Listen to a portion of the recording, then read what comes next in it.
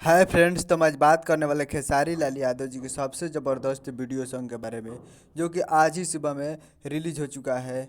जिस सॉन्ग का बहुत ही दिन से वेट कर रहे थे लोग, और इस सॉन्ग को सुजे music present Bhojpuri YouTube channel पे रिलीज़ किया गया है। जिस सॉन्ग का नाम है बांध ल जवनिया, जो कि आपको स्क्रीन के ऊपर दिखाई दे रहा है, जो कि वीडियो रिलीजिंग ऑन 21 अप्रैल सुबह 6 बजे रिलीज हो चुका है। जिसे गाए हैं खेसारी लाल यादव जी और शिल्पी राज, और लिखे हैं कृष्णा बेदर्दी जी, और संगीत दिए हैं केशव स्टूडियो पटना से। तो जाइए और सूजे music present Bhojpuri YouTube channel पे फुल वीडियो सॉन्ग रिलीज हो चुका है। तो जाइए और प्यार दीजिए, और बहुत ही ज़बरदस्त वीडियो सॉन्ग है। तो जाइए और देखिए और प्यार दीजिए।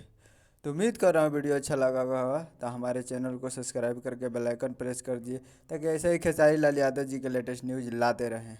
मिलते हैं अगले वीडियो में, तब तक के लिए जय हिंद, जय भोजपुरी।